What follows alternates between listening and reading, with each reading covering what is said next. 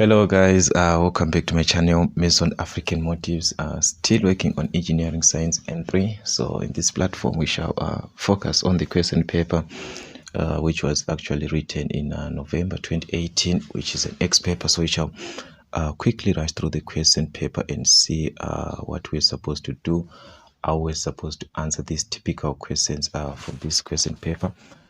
So quickly rushing through the instructions and information where you have to answer all the given questions and so forth. And also the most important part on all calculations should consist at least the following 3 steps: the formula, the substitution, and also the answer that you're going to use with SI unit, which is the correct SI unit there. Okay, so anything that we have there we shall explain as we are moving with the questions. So we have the first question, which is on motion, energy, and power. So we shall consider the first question, which is on 1.1, where we are given to state the law of conservation of energy in words. What is the law of conservation of energy in words?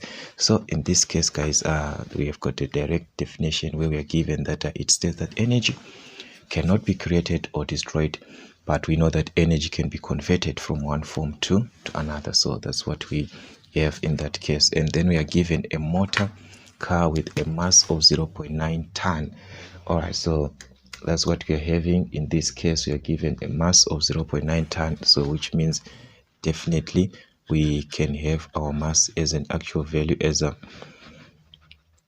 we know that in a ton we have got 1000 kgs, so simply is to multiply by 1000 this 0.9, so it's going to give us 900 kgs. We are given an incline that is of AB, of this AB, which is 1 in 20, so we've got 1 in 20, so which means this one is 4 ton. So from this incline, therefore we can obtain the angle theta by using arctan 1/20 in this case. So we can obtain the angle of inclination in this case, which is going to give us 2.8 something, 2.8624, which is end up as 862 degrees as our theta. All right, so we are given this one. The motor car departs from rest, that is at A. So A here is at rest, which means the velocity at rest is 0 meters per second.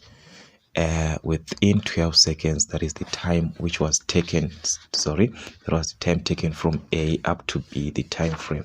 So you're given a time in this case of 12 seconds and reaches a speed of, so if it starts here, therefore it is going to end at B, which is our final velocity, which is V, but this is in kilometers per hour. So definitely we have to divide by 3.6. So if we divide by 3.6, this will give us 40 meters per second. All right, remember the conversion from kilometers per hour to meters per second, guys. Divide by 3.6, it is now in meters per second. All right, anyways, the first question on 1.21 is to calculate the acceleration of the car, that is the acceleration that is going to take from A to B. So definitely here we can be able to use these linear values for linear motion, where we've got U, T, and V. So we can calculate acceleration. Why? Because we know that acceleration is equivalent to let's start from V, which is equivalent to U plus AT. So we can actually make this to be the subject transpose. Yes, V minus U is equal to AT. So definitely to find A, we have to divide by T both sides. So if we divide by T, we're going to have V minus U over T. So we can make our substitution here, because V, we have the final velocity, which is our V, that is 40 there, minus U, which is the initial velocity of 0, over the time frame which was taken, which is 12. So that is it. So we can have this, which is going to give us 40 over 12, which is going to give us 10 over 3. So you can have this as 10 over 3 meters per square second, or as a decimal, this will give us 3.333. That is what you're going to have, 333 and so on. So this is acceleration meters per square second, or you can write it as meters per square second like this. that is meters per second, exponent of what? -2. So that's what we have, guys. And on 1.22 now we want to calculate the pulling force of the car's engine. So definitely this is the force due to the what? Acceleration, because it's the one that is moving this motor car from this point up to this point. So definitely it's due to what? To acceleration, this pulling force. So which force is due to acceleration? Definitely that's our FA. So we are going to calculate FA, which is equivalent to MA, so which is mass times acceleration. So mass is there, which is 900 in kgs, times the acceleration. Now it depends, because we've got an acceleration of 10/3 or 3,333 meters per square second. So depends with which one I'm going to use, a fraction or a decimal. So if you use a fraction, you're going to use 10/3, or you can have this as 900 times a decimal, which is 3,333. All right, so if you use a fraction, you're going to obtain a direct 3000 Newton here, which is the same as, actually, because it's 3 digits here, you convert to kilonewton. So to convert to kilonewton, you divide by 1000, which is going to give us 3 kilonewton. All right, here if we multiply, we are going to obtain the same thing, but this one is going to be 2999,7 Newton. All right, that is, but if you convert to kilonewton, because if you divide by 1000, it's going to be 2,9997, which is actually 3 kilonewton, because this is going to give us a 10 until 3. So you can have your answer like this, or like this, or in kilonewtons. I don't know which one do you prefer. Then the length of the gradient, therefore definitely the length of the gradient, that is from A to B, which is our S. That is the length of gradient. So definitely to find S, we can apply all these linear motion values that you are given: acceleration, velocity, time. So which formula can we use? You can use that's 1.23. So you can actually use this. We know that 2as is equivalent to v squared minus u squared from our formula sheet. So in order for us to find s, definitely we can divide by 2a both sides, we can have our acceleration there. Oh, sorry, we can have our displacement in this case, which is v squared minus u squared over 2a. So it's just a matter of substitution. In this case, your v, your u, your a, you've got them. So v, that's 40 squared minus u squared, which is 0. Okay, so that's 0 squared there, over 2a. Remember, we've got a fraction or a decimal. So if you use a fraction, it's going to be 2 times 10/3, like this. And if you use it like this, you're going to obtain 240 meters direct. This is what you're going to have. But if you use this as a decimal, the one that you obtained, your s is going to be 40 squared minus 0 squared over 2 times a. Here 2 times a is going to be 2 times, remember we've got acceleration, which is this one, as a decimal, this one. So if you use a decimal, it is going to be 3,333. all right, which is going to give us a different, but it's the same answer, but just that this is a decimal, which is something like 240,024. all right, so that's our s in this case. All right, so as you can see, it actually depends with just the answer that you're having. So but they can mark anyway depending with which one did you use. Okay, then we move on to this one, which is the power of the car's engine. So definitely we know that the power is going to be the force times the distance which was moved. In this case, we've got the distance which was moved, but we have in this case the force.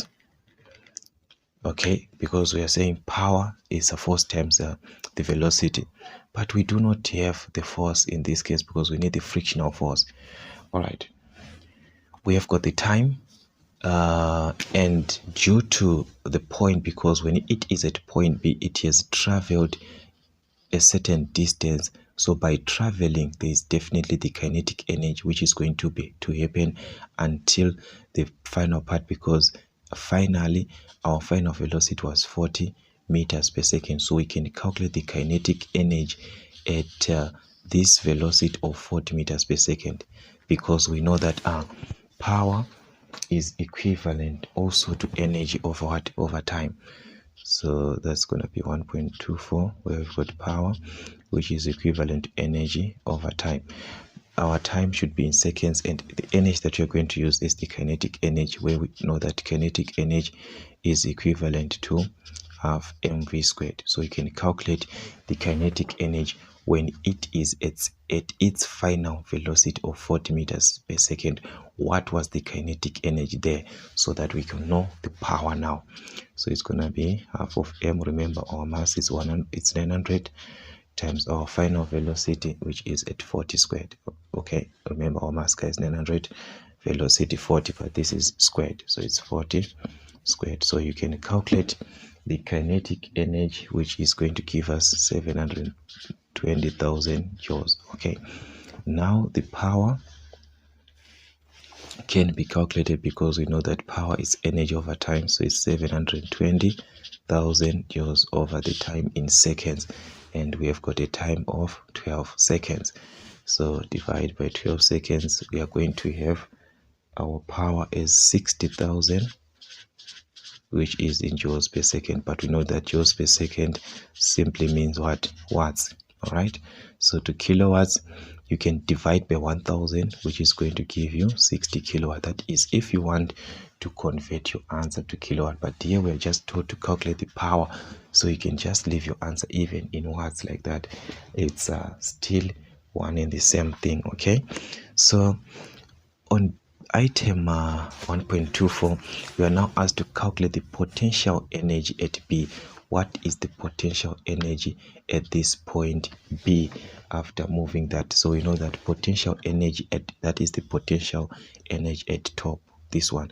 So it's AP at top, at the top point there. So it is going to be due to this height here, from this point to this point, which is this height, and this height here is going to be S sine theta, because there's an angle here, so it is due to this height, because it's on top of B there. So, and where we know that it's potential energy at the top, which is equivalent to mgh, and this h here is equivalent to S sine theta.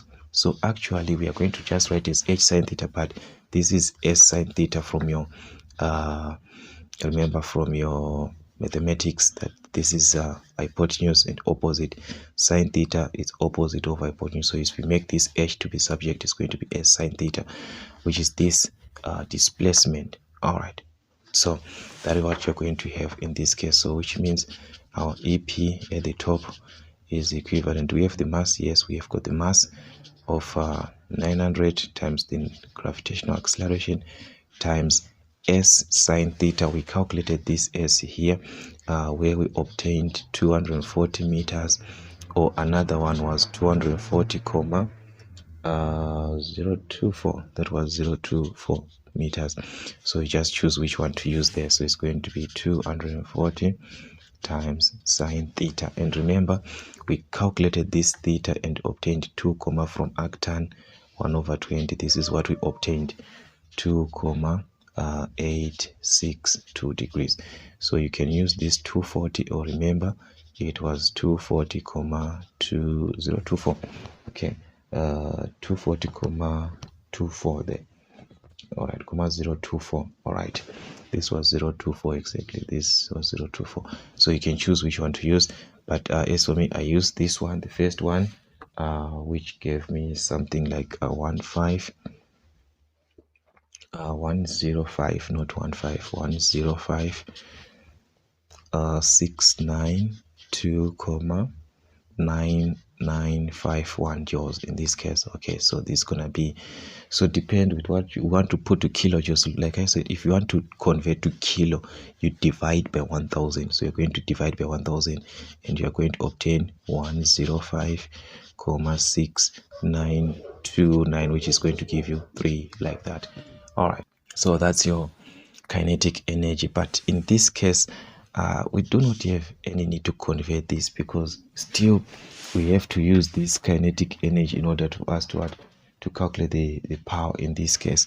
All right, so that, okay, so that is the potential energy in this case. So now I'm relating to this one. Okay, so for this one, just like that, it's fine. Then on 1.3, so this was actually 10 marks, just like that, guys. 10 marks. Okay, then on 1.3 we are given that a hot train experiences a tractive resistance of 280 newton per 1000 kgs. That is, per each 1000 kg there is 280 newton, which is to be taken as attractive resistance. So this is resistance due to the movement, so definitely that's your frictional force. But this is given per 1000 kgs, which means per each 1000, whenever there is 1000 kg, we are going to have 280 newton, which is taken away as a attractive resistance per 1000 kg. So this is happening per 1000 kgs. All right, then we are given that this hot train experiences a force of 80 kilonewton and it has got a mass of 40,000 kgs. Now calculate the acceleration of the train. Okay, so this is the force that is actually on the train. All right, so which is the actual force. All right, so what does this force that we are saying is the actual force represent? This is due to this acceleration, which is 80,000 newton in this case, because it's 80 kilonewton, which is 80,000 newton, and the mass is given for the train as 40,000 kgs. All right, now the question is, how can we calculate the acceleration? Okay, take note, we are not going to use this resultant just to multiply and say FA. No, because there is a resistance, a friction, and this is per 1000 kgs. And how many kgs do we have?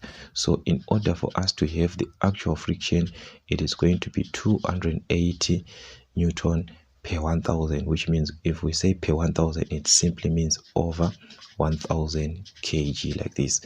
So we are going to multiply by how many kgs? We have got 40,000 kgs. All right, so this is what you're going to do, so that you shall have our answer in newton. All right, sorry for these dogs, guys. Anyways, so as you can see here, I've got a kg and a kg, so definitely it can cancel, and your answer is now in newtons. Okay, so you can have the frictional force now. As you can see, this one over this one, your answer is in newton. So this will give us 11,200 actually. So this is our friction. Okay, our frictional force. So now we've got the force which was being applied in the frictional force. So these two, we know that they can give us F net, because F net is the one that is equivalent to MA. So if F net is equivalent to MA, therefore we can have it, because this F net is simply the applied force minus the frictional force. So which means these two, they are equal. MA is equivalent to the applied force minus the frictional force. So in order for us to have the acceleration, simply divide by the mass by the mass. So that means our acceleration is going to be the applied force, which is this force due to acceleration of 80,000. So that's 80,000 minus the frictional force in this case, which is 11,200. Everything over the mass, and the mass of the train is 40,000. That is the not this one of 1,000. That was for 1,000. There is a force that is being taken as attractive resistance, but the mass of the train is 40,000. That is the actual mass of the train. So we can have our acceleration in this case, which is gonna give us 1,72, which is measured in meters per square second as your acceleration. So as you can see, guys, this is just a matter of knowing the formula, manipulate the formula to make what you want to calculate to be the subject. It must be the subject of the formula. So that's what we had, guys, on the first question, which is actually having 16 marks there on motion, energy, and power. So we shall quickly move on to another question, which is now on moments, on question 2 there, where we are given to state the law of moments. So like I always do, guys, have this one for you so that you can simply take in a way that you understand. So the law of moments, that is the one that you have there, which says that the system of forces is in equilibrium if the sum of the left hand moments about the fulcrum or this turning point is equal to the sum of right hand moments, which is the moments on the right hand about the same fulcrum or the same what, the same turning point. All right, so just like clear like that. Yeah, this the law of moments. Okay, then on question 3 and 2.2, so we are given that a light horizontal beam of ABCD with uniform cross section is loaded as given. So this is what you are given, guys. Let's see what we have. The first question is to calculate the reaction of the supports B and E. All right,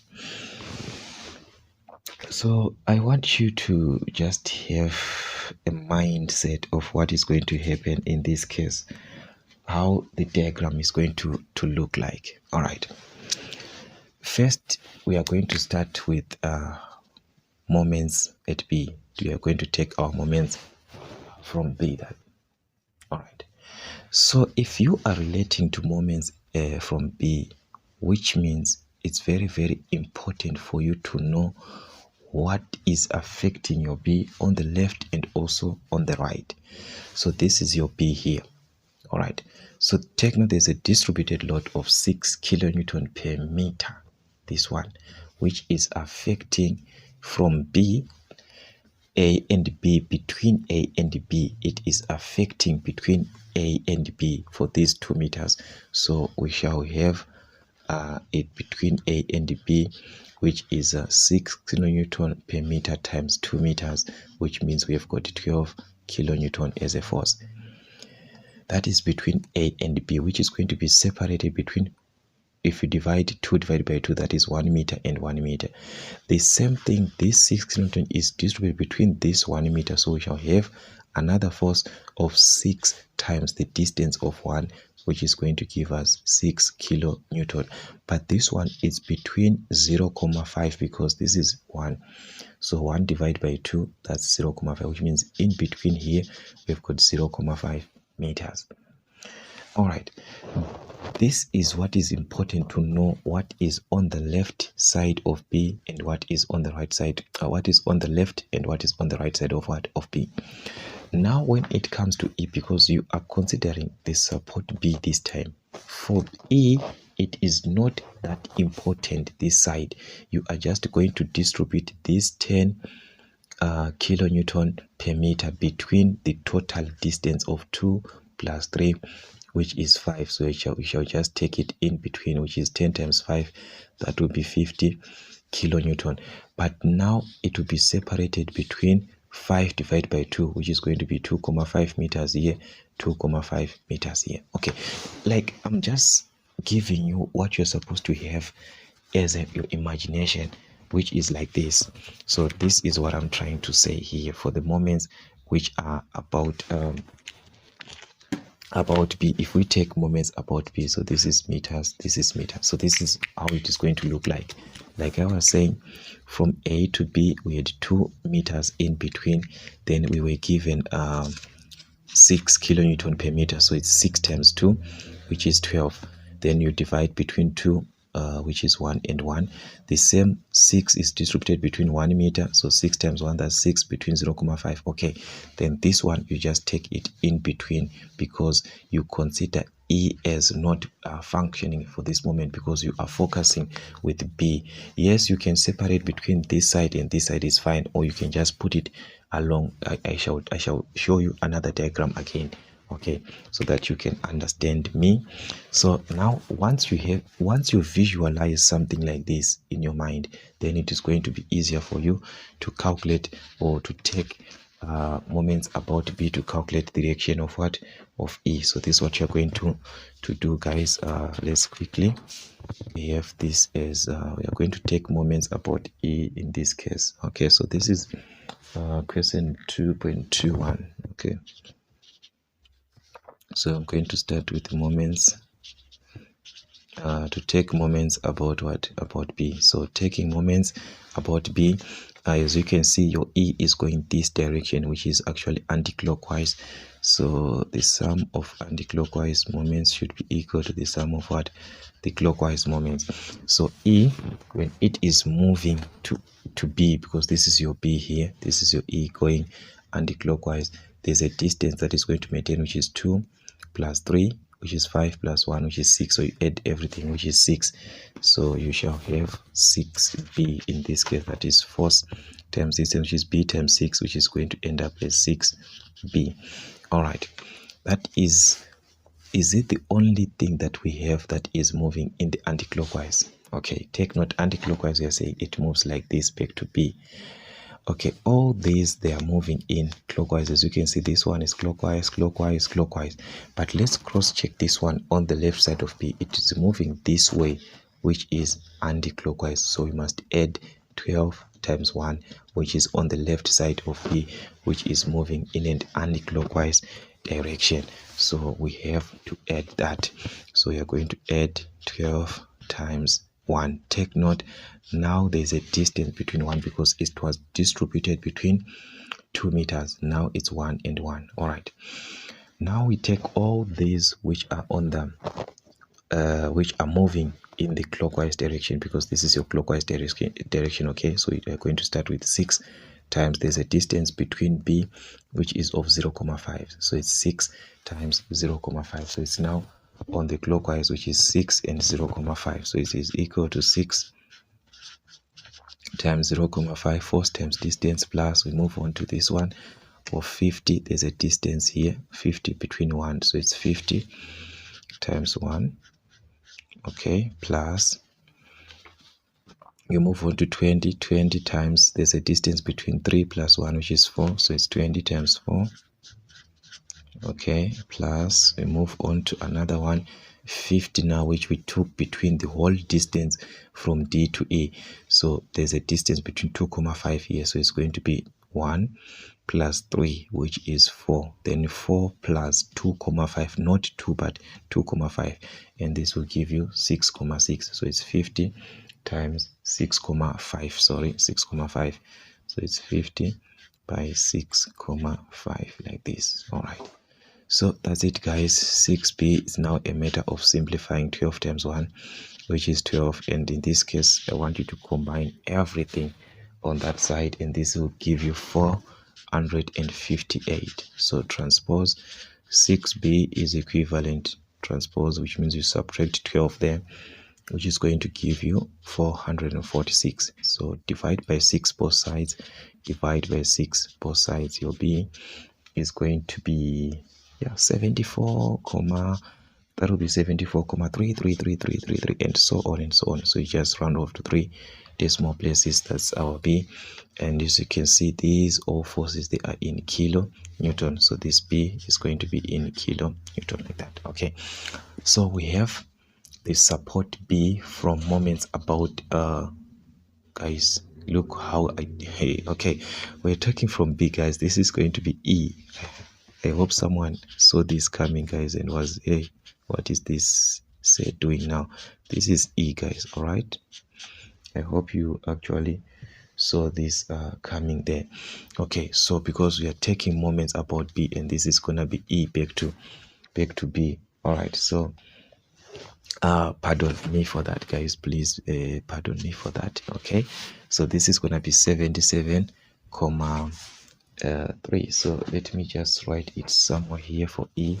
77, is it 77? 74, guys. 74,3333. That's 333 kilonewton. Okay, so let's just write, you never know, maybe we might need to use this one. Okay, now we are going to move on now on another consideration from the same diagram, but considering now on E this time, if we are to take our moments about E, which means this time it is on E, which is important for us to know what is on the right side of E and what is on the left side of E. So this 50 kilonewton is not going to work like this, but we are going to divide now 10 between these two meters here, and also between these 3 meters. On this side of B, just like what we did previously on this side, to say that it's not important, so which means B at this moment won't be important. So you can just take your 6 kilonewton distributed between the whole of 3 meters, which is 2 plus 1, which is 3. So this one will give us 18 newton, because 6 times 3 is 18. But here you are going to separate 10 versus 3 and 10 versus 2, because you are concentrating on E. So your diagram, okay, it's going to look like this, guys. Let me show you like this. Okay, this is what I'm trying to say. Remember, we had a distributed load here of 10 kilonewton per meter. So on the right side of E, we've got 3 meters, so it's going to be times 3, which is going to give us 10 times 3, which is 30 kilonewton, but separated between a distance of 1,5, because we are dividing 3 divided by 2, which is 1,5 and 1,5. The same thing which is on the left. So you must know what is on the left side and what is on the right side from where you are taking the moments. That is what is important. But on this side, because we are not taking moments about B, here it is not important. We are just going to subdivide this 6 newton between the whole distance of what? Of 3 meters, which is this way now. So it's going to be 1,5 and 1,5, but 6 times 3, it's what? It's 18. Don't take this one, it's not valid, because you are working with moments about E this time. All right, so taking moments about E, this is what you're going to have. So guys, this one, I hope you will forgive me for that error. So this one is going to be clockwise direction. Now we are going in and clockwise back to E. So it's a sum of clockwise. So sorry guys, we are taking moments about E. So taking moments about E, you shall have a sum of clockwise being equal to the sum of the anti-clockwise moment. So it's B going to E. So it's 6 meters between. So it's going to be 6B. So take note, guys. The previous one was E. This one is the one with B. Okay, so please. Then, do we still have anything that is moving in a clockwise manner coming back to E? Okay, because this is your E here. All right. If you are to cross-check all these forces, they are going this way, this way, this way, anti-clockwise, anti-clockwise, anti-clockwise. But let's cross-check on this one. It is going this direction, which is clockwise. So we still have another one which is of 30 kilonewton, which was distributed between what? 3 meters. Remember that. So it's 30 times now a distance of 1,5, because it's in between 3 meters. So it's now 1,5, because you divided by what? By 2. So it's now 1,5. So this one is going to be 30 times 1,5. So you add 30 times 1,5. So you are done with clockwise. All these, they are in anti-clockwise back to E. So this one is 20 times 1. Okay. 20 times 1, remember it was between 2 meters, so it's now 1 meter, 1 meter. Okay, we move on to this 20, which was originally from the diagram. This 20 is the one that we obtained by multiplying 10 times 2, but this one was already there. So it's 20 times the distance here, which is a distance of 2 meters. 20 times 2. Okay, plus we move on to another one, 50, a distance of 5, 3 and 2, which is 5. So it's 50 times 5 plus another one. So like I was saying, guys, that this one you're going to just distribute in between. Yes, you could have taken between the two, but you can just take as 18 now. But this time the distance is going to be 2 plus 3, which is 5, then plus 1,5, because you are adding this distance. So it's going to be 6,5. So it's 18 times 6,5. So it will be 18 times 6,5. So it's adding to this. So combine these, guys, you are going to have 6B plus, if you multiply 30 and 1,5, this will give us 45 in this case. All right, then here combine everything, which is going to give us 427. So definitely I have to transpose this to be a negative 45, subtract, so 6b is 427 minus 45, which is 382. So divide by 6 both sides, definitely by 6 both sides. Our b is going to be 63,66666 and so forth. So it's going to be 667, which is in kilonewton. So this is our b. So we have managed to calculate the reaction of the support b using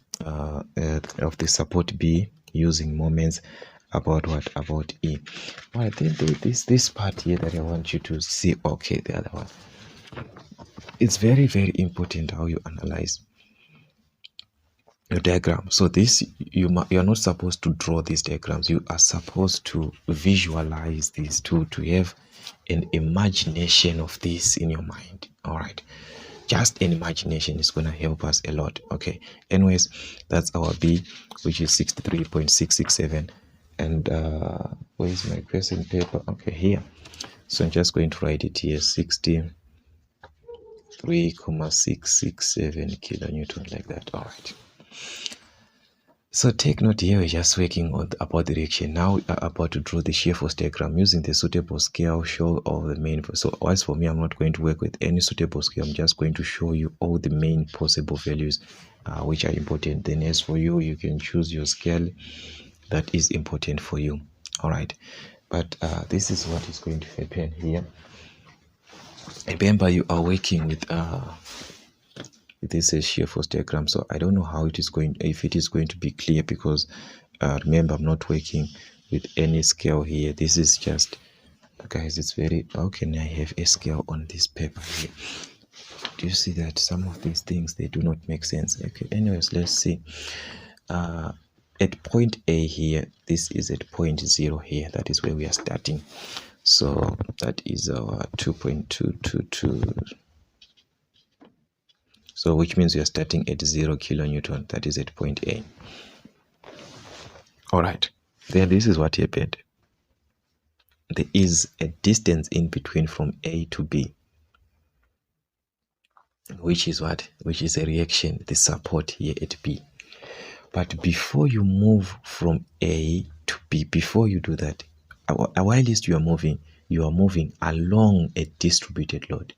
So which means definitely we are going to subtract 6 times 2 from 0, which is we are going to subtract minus 12. So 0 minus 12, definitely that's minus 12, but this is a distributed load, so it is going to be like this up to negative 12. So let's just say this is where our negative 12 is. All right, we are now at point A. We are now at point B, sorry. At point B, we have got a support, and the support always is a positive.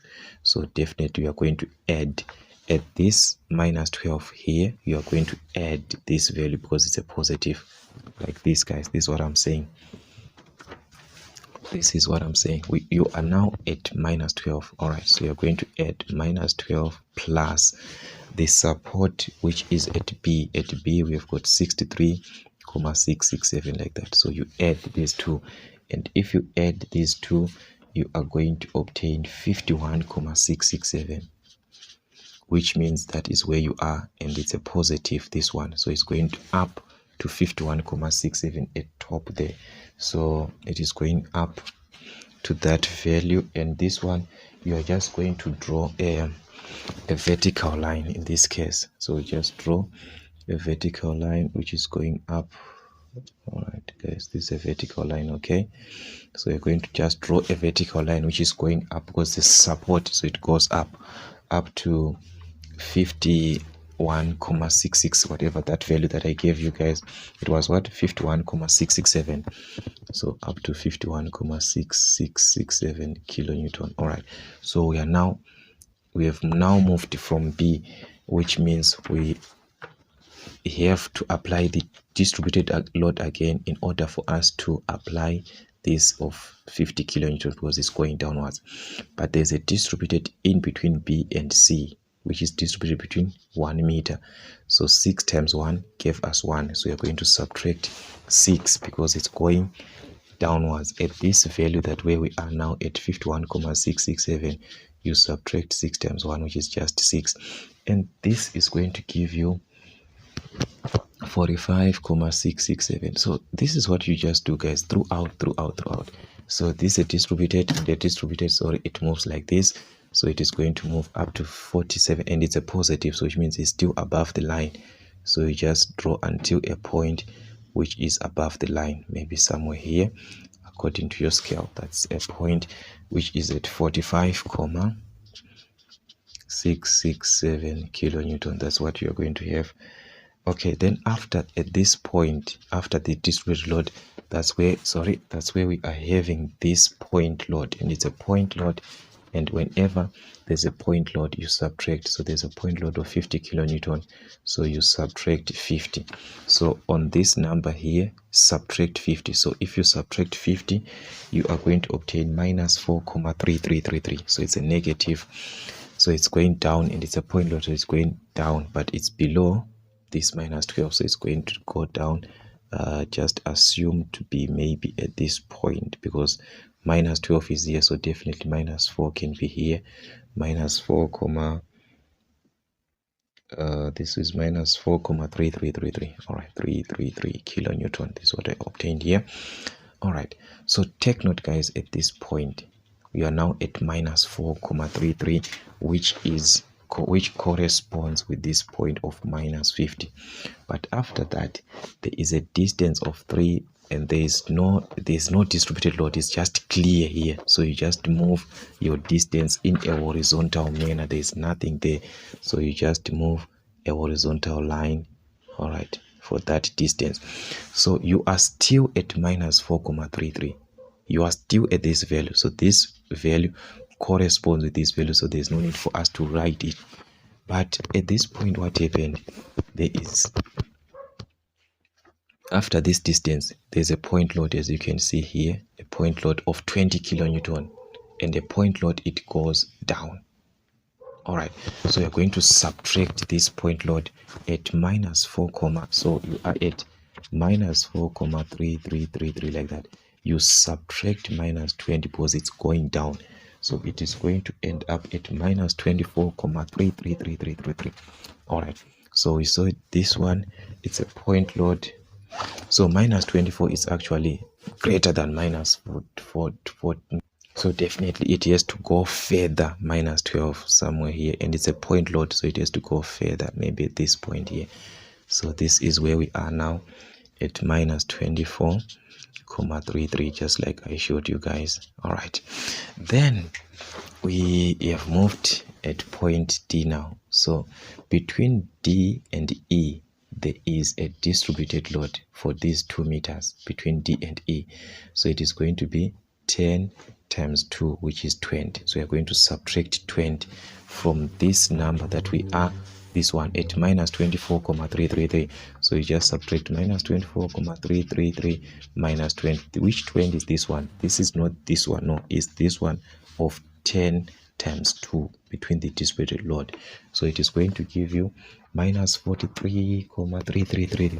But this one is a distributed load. Always it moves like this, a slanted manner. All right, so it is going to go up to minus 43,333. It's a slanted like that, up to minus 43,333 kilonewton. All right, then what happened after that? This is what happened. We moved up to E. E, it's a support. Remember, it's a support. It's facing upwards. So you have to add the force at E, which is plus 74,333. At this number here, minus 43,33, whatever that you have, you add 74,333. So if you add, you are going to end up at 30 kilonewton, and this one is it's a support, so it's supposed to go upwards, but it's 30 and 30 is below 45, so you just assume somewhere below 45, maybe here, and it's a support, so it goes in a vertical with a vertical line like that. So we are now at 30 kilonewton if you add that support. All right, then we move on. We have moved the support. Now we move on from E to F. From E to F, there's a distributed load which is between, and it's of 10 kilonewton times 3, and 10 times 3, that is 30. So we are going to subtract 30 because it's a distributed load. It goes down. So definitely 30 minus 30, that's a 0. So it is going to close up at 0 there. All right, so it goes up to 0. So that's it, because we are now at 30 minus 30, which is a 0 like that. Okay, so that is how you're supposed to just have your diagram like just like that. So it is very, very important to note at the points, the major points and so forth. So that was it, guys, on the shear force diagram, with the major values which were needed there. So on question 3, now on forces, we are given that is so very sorry for that. This part was actually cut when printing. I don't know what happened there, but that is what we had on forces there, where we are given the first part to explain the law of triangle of forces. Okay, so the law of triangle forces, this is what I have for you guys. The law of triangle forces states that if 3 forces acting on a point are in equilibrium, then they can be represented in magnitude and direction by the sides of a triangle taken in order. So the order that you take is very, very important. So that's actually what you have there, guys. Okay, anyways, we are given to determine the magnitude and direction of the resultant force acting on system. So actually this question, we talked about it previously, where I told you guys that the forces must be taken from a point like this. If you have got the point, a force, it must be taken away from the point, pointing away from point like this. That is what every force is supposed to do. But in this case, if you are to take, there are some forces which are pointing inwards, where you have to do some adjustments when calculating, when you introduce negative values and so forth. And so for you not to mistaken these conditions, guys, just avoid that at once by redrawing the diagram. How do you redraw? You just extend the force as it is. This is 130 and it's pointing inwards instead of pointing outwards. So you just extend that line. To extend is to continue with that line. So if you extend with this line like this, your force is going to be here. That is where your 130 is going to be. So this one is no longer there. This one is a vertical line, so there are no adjustment. There's nothing that you're going to do. Okay, this is 50 Newton. You extend this force again. You just extend it as it is like that. So this is your 50, which is going to be seen at this point. But take note, there was an angle which was in between this one, which is the same as this one. So if this is 30, this is also 30. So that means we can have this angle, because these two angles must give us 90 degrees. And remember, you work with the reference angle, which is between the horizontal line and the given force. So it's 90 minus 30, which is 60 degrees. You are done. So which means this one is no longer valid. Okay, you move on to 120. You just extend. To extend, you just continue. Put your ruler here, draw a line, just extend it like that. That is to extend a line. So this is where your 120 is now at. So you extend all those forces which are pointing inwards like this. They must be pointing outwards like that. So this is your 120. You have extended, but there was an angle of 45 here, which is the same here. If this is 45, definitely this is 45. So also this would be 45 degrees. So as we can see, this one is no longer valid. This one of 60 is pointing outwards of the point. So this one is fine. This one is now fine. This one is now fine. This one is now fine. So these are the forces that we shall work with for the meantime.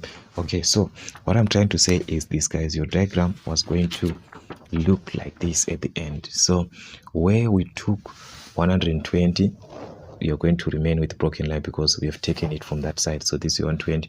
We took this 50 from this side, so this is what is going to happen. 130, we took it from this one. So this is our new diagram. So using this diagram, it's going to be easier for us to have our horizontal component and our vertical component, because we simply know that horizontal component, that is for cos, this one is a vertical, it can't be horizontal. So we move on. Minus 60, it's on the negative side, so it's minus 60. 50 is also on the negative side. This is horizontal, negative, so it's negative 50 cos 60.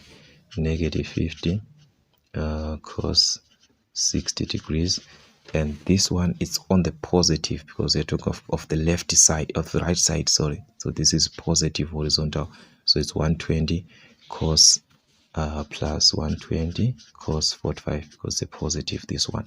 So combine this with your calculator, you're going to obtain negative 0,14718 and so forth, 18 something, which is going to be negative 0,147 in this case, negative 0,147 Newton. And this is a negative, and horizontal is either positive or negative. So negative, which means we are actually going to the west, because it's either you're going to the east or to the west. All right, so that's what we had in this case. So it is very, very important how you use your calculator to substitute the values in this case. So this one is a negative, and it is going to the what? To the west.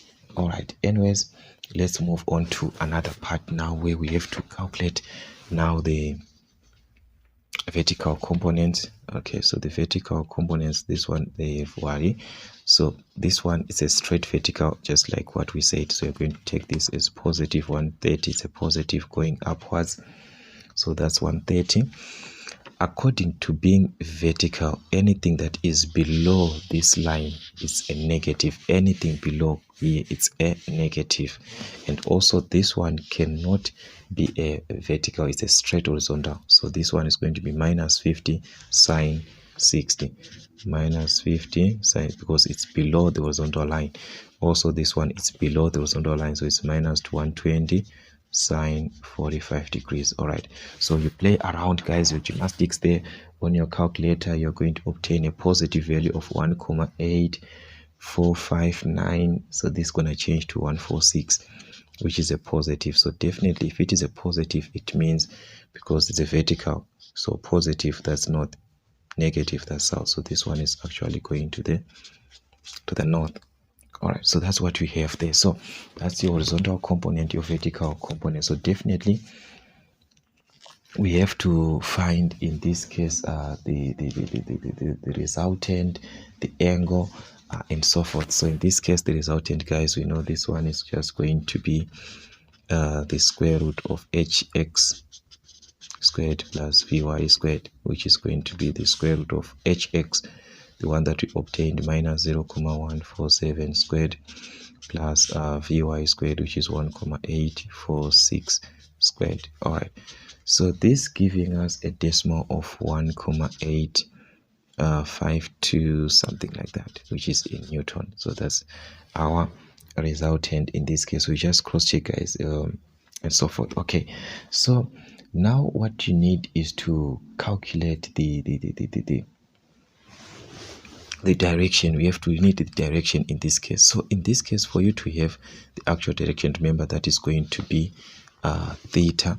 So you have to find theta in this case, and take note, this on the diagram we are saying this is from the north. Okay, your vertical is north, your horizontal is west. So which means your diagram is actually on this side, like this. This is how it looks like. So this is your horizontal here of negative 0,147, and this is your opposite here, which is your the vertical component of 1,846.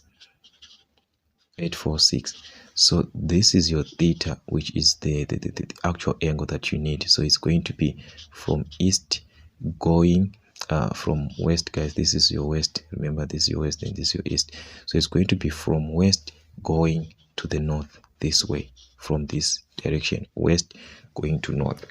All right, so you have to calculate this angle here, which is your theta, which is going to be arctan opposite, which is vertical component over horizontal component. So it's 1,846 over, forget about that negative. That negative is not a matter of fact. So you are going to obtain 85,45, something like that. Okay, so that's what you're going to obtain. So in this case now, take note about this, guys. I want you to correct this. This is coming from the west going to the north, so it is going to be west an angle of 85,45, whatever that you're going to have there, going to the north. If you want to use this angle here, this, let's say it's your alpha, now it will be north going to west, so it will be north alpha degrees going to the west, where this alpha is 90 minus theta, 90 minus this angle. Okay, so that's how you can write it. So therefore, there's our resultant is going to be, we've got our resultant of 1,852 Newton at the direction of west, 85,45 degrees going to the north. So like I said, you can use the other one, which is this one is not going, it's not from the north going to the west, this one. If it is north to west, it is this alpha, not this one. This one is west to the north. Okay, so please correct that part. I want you to correct that part so that you'll be able to understand how these questions they ask them. So that's what we had, guys, on this part, to calculate the magnitude and the direction. So we move on to another question now, which is just to define, which was on 3.3, to define and to give types of direct force. What are these direct forces that can be experienced? So we've got direct force, which is the force which acts directly and perpendicularly on the object, types, tensile or compressive. But we know that tensile can be called pulling and compressive can be called pushing forces. So you choose which one is best, to write tensile or to write pulling, and so forth. Okay, then on 4.1 we are asked to give 2 disadvantages of friction as related to engineering. So as we know that in engineering, friction plays a role. Yes, it's good, but at the same time there are disadvantages that actually friction has, to cause surfaces to wear away, the drilling and cutting tools getting blunt. Friction also causes some unnecessary noises. In some cases there are some unnecessary noise that we have there or not. So just like that. So anyways, on 4.2 we are given a body with a mass of 60 kgs is placed on an incline. So take note, this is a body with a mass of 60 kgs which is being placed on an incline, an inclined plane, making an angle of 20 degrees with the horizontal. The coefficient of friction is 0.4. A force of F there at an angle of 30 degrees to the plane is required to pull. Take note, this one is to pull up the body there, the plane. So you are supposed to pull that board. So we have got something, and this type of a question, guys, I think we have worked with many questions. I don't know if we still have difficulties, but what is important is to note this. This is the body and with the mass, which is the one with the gravity component and so forth. So it looks like this. Don't confuse this part, guys, and we have talked about this one anyways for a lot of time. This is where you've got your 60 kgs, which is taken to an incline of what? Of 20 degrees, like that. All right. So now the coefficient of friction we are given, which is 0.4, but they are saying there is a force F, which is a known force, and this is at an angle of 30 degrees to the plane and is required to pull the body up. We are pulling. To pull is like let's say you've got something like this. This is to pull. You are pulling, you are taking this to this direction.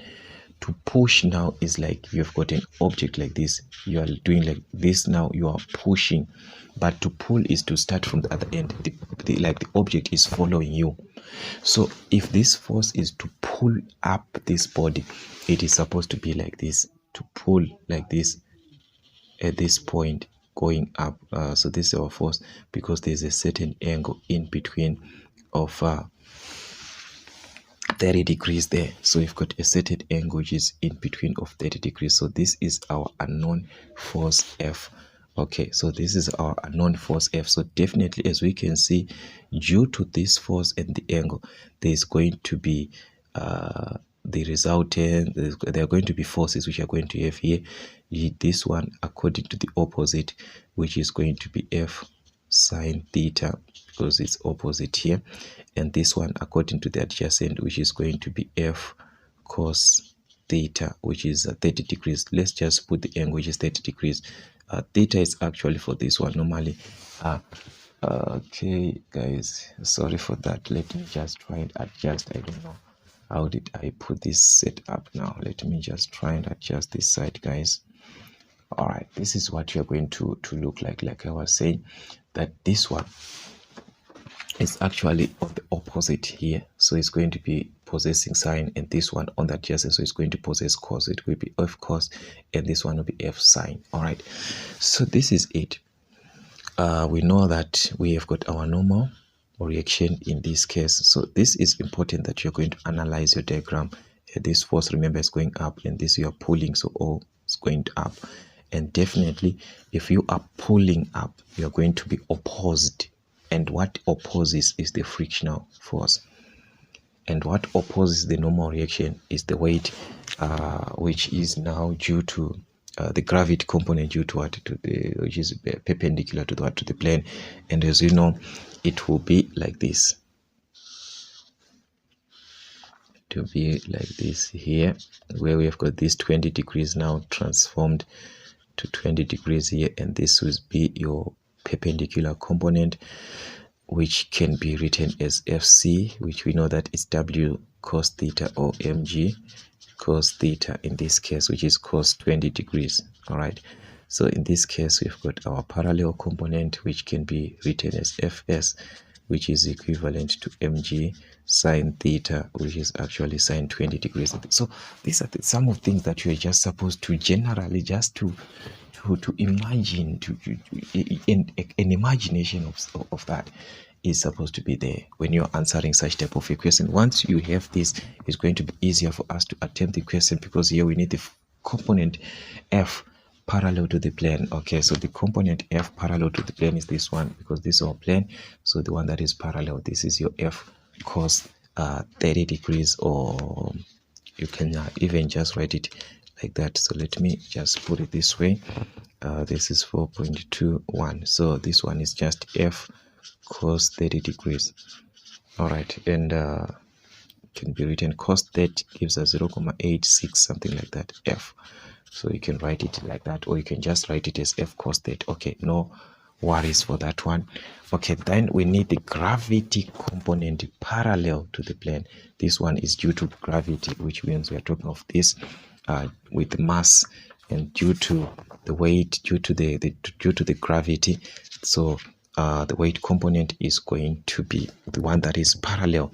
Is this take note, they said parallel to the plane here. So you're going to have this one mg, which is the parallel component, which is mg sine 20 degrees. Okay, so this is our 4.1. So I'm going to write it as Fs, depend with how you want it. Okay, so Fs, that's W sine theta, which is mg sine theta, which is sine 20 degrees. So the mass of 60 kgs, we just substitute 60 times 9.8, 60 by 9.8 by sine theta, which is the angle. So take note, the angle in between is 20 degrees. So that's what you have there.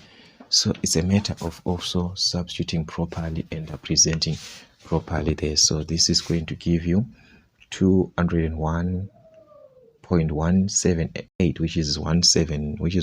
So it's going to be 201.108 in Newton there. So that's our parallel. Okay, then 0.23. You move on to the gravity component perpendicular. So the perpendicular one, remember guys, you have got the perpendicular, which is FC, which is going to be this one, or you can write it as perpendicular. I don't know the way that you're going to write it, but it's going to be mg cos theta, this one, which is mass of 60. So it's just a repetition, guys, just like what we did here. The only difference is now we are having cos 20 degrees. So that's it, guys. Mg cos theta, which is cos 20 degrees, and this will give us 552,53926, 53926, and this is just gonna be 529. So that's our forces there, 4.23. Then we move on to another one, 4.24. We are now asked to calculate now, or to find the magnitude of that F, which is the unknown force, to make it a total of 11. So remember, the magnitude is that unknown force that we had. So now we have to trace back from the information that we have to say, how can we calculate, or how can we determine this unknown force? Remember, we're given the coefficient of friction, which was 0.4. So there is a great relationship, a great relationship that we shall use between this coefficient of friction, because we know that it is equivalent to the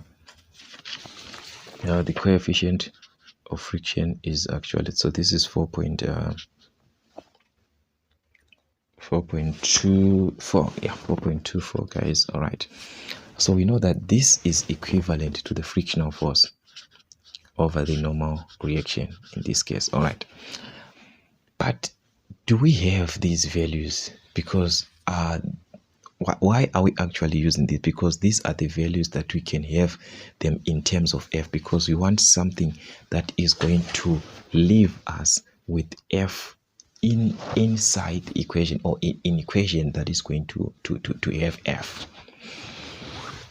So if there is an equation with F, then it is going to be easier for us to determine that value of F. Okay, so let's make out our equation. This is what you're going to do. So we want an equation that is going to use frictional force and also the normal reaction. So let's start with the frictional force. The frictional force is going this direction, guys, which is it's actually part of the horizontal forces. So this one, it is going to be taken from H component. So let me put this aside. So using or taking H components in this case, which means we are talking about forces which are going to the right, which will be equal to the forces which are going to the left if we add them together. So what do we have? Because this is horizontal, so to the left, this is the one that is going to the left here, which is our frictional force. So you've got our frictional force going to the left. Also, there is also this one which is going to the left. As you can see, this is going this way. It is going to the left, which is your Fs, which is your parallel force. So also you have to add that Fs, and this must give us the one that is going to the right on the horizontal, and on the horizontal going to the right, we are talking of this, which is F cos 30. So it is going to be F cos 30 degrees, not theta, but 30 degrees. All right, like that, which gave us 0.6 and so forth. So in this case, since we want to calculate this one, we are going to transpose our frictional force to be equal to F cos 30 degrees minus the parallel component of Fs. So this one, we can have it as F cos 30.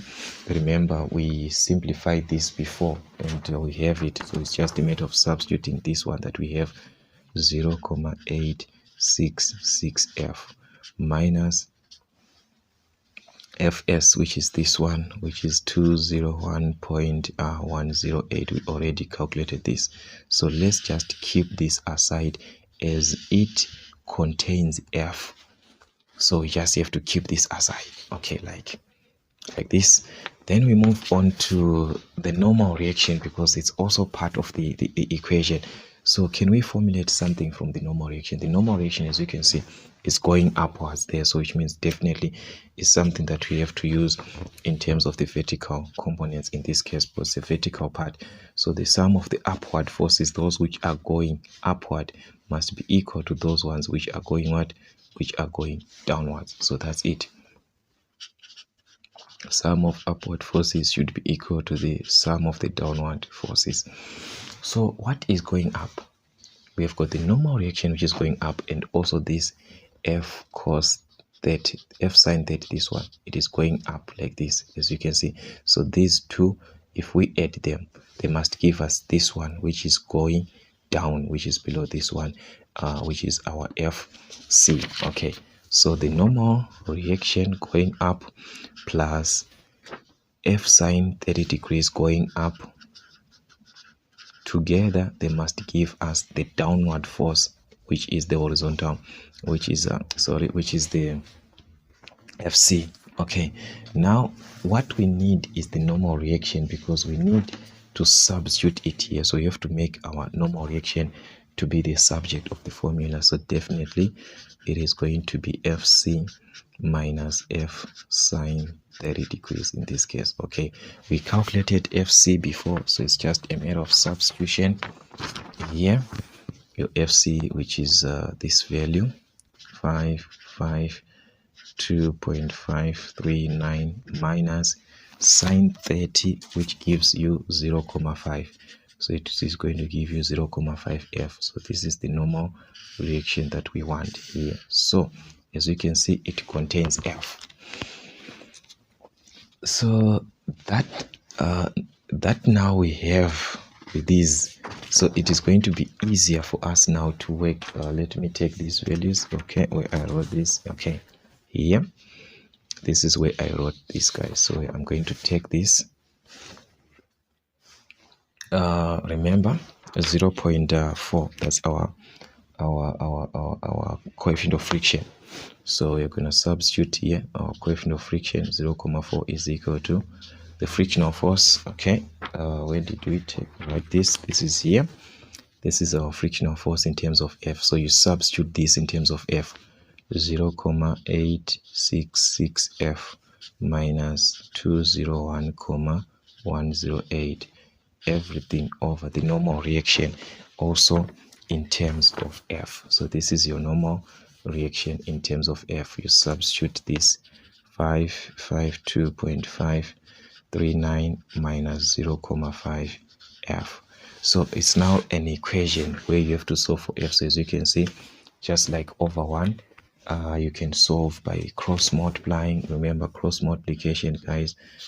This 0.4 is going to multiply everything here. So it's 0.4 times this value, 0.4 times this value, which gives you something like 221,0156. Okay, 0.4 is done. We move on to this one. 0.4 times this, you get this one.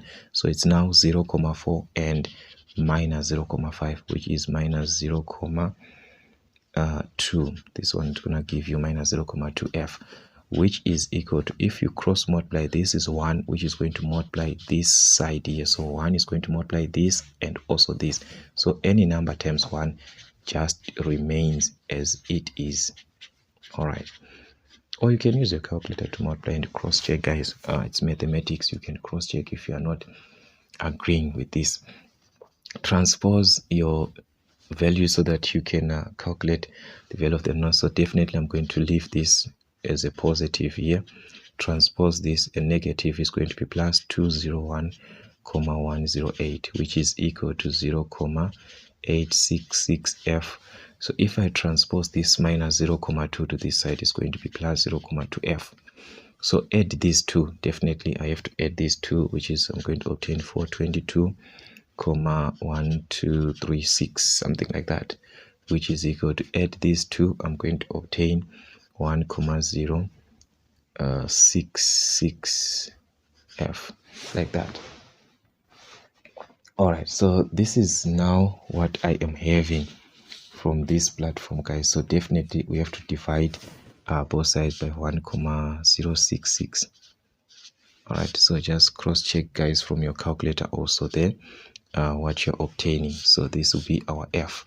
So if we divide, we shall have something like 395,9883, which is 988, because that 3 cannot change, and that is our force, which is the one, guys, that was giving us all these calculations and all these worries and so forth. That is that unknown force, just an unknown force, guys. Just imagine about this unknown force. Anyways, that's how you attempt these questions, as you can see, guys, which is very, very important that you understand how you attempt or how you follow the given sequence of a question. Okay, anyways, let's see what we had on the other question, which is on question 5, where we are given to define the specific heat capacity of a substance. What is that specific heat capacity of a substance? So these definitions, I always say I want them to be presented like how your department guys want them, so that you can work with that. So it is the heat of energy required to raise a temperature of a 1 kg substance by 1 degree Celsius. So I think these definitions, actually we talked about these definitions again and again and again, and now we are actually like used to these definitions, so it's going to be something. So we move on to question 5.2. And this question is actually having 3 marks. So let's see what we are given. There we are given 45 steel shafts are cooled down in 5 liters of water. The initial temperature of the shafts is 180 degrees Celsius, and that of water is 20 degrees Celsius. To take note of the information, if the final temperature of the mixture, we are given the final temperature and so forth. So we shall just at least try and list down the information here that we are given. So this is 5.2. So some of these questions, actually maybe we worked with them separately, but here we just want to work with this as a question paper. So we've got water and steel. So there are 45 steel shafts here, and we are given that they are cooled in 5 liters of water. So here we've got the mass of water, because we know that in a liter we have got 1 kg. So 5 liters, that's 5 times 1, which is going to give us 5 kg. So we've got the mass of water, which is 5 kgs. The initial temperature of the shafts, and this shaft, we're talking of steel shafts, is 180 degrees. So this is the temperature of steel, which is 180 degrees Celsius. And here we have got, and that of water, this is the temperature of water in this case, which is equivalent to 20 degrees Celsius. So we've got temperature of steel and the temperature of water, the mass of water, and so on. All right. If the final temperature of the mixture, that is of steel and water, when mixed together, the final temperature is 93.97, and this is T2. Remember, the final temperature will be referred as T2. Okay, you can just write any of these two, okay, but that's your T2, which is 93.97 degrees Celsius. Okay, that's what we have. Then the specific heat capacity of steel, take note, guys, it's 0.5 kilojoules per kg degrees Celsius. This must be in joules per kg degrees Celsius, not kilojoules. So how do you remove kilo? You multiply by 1000.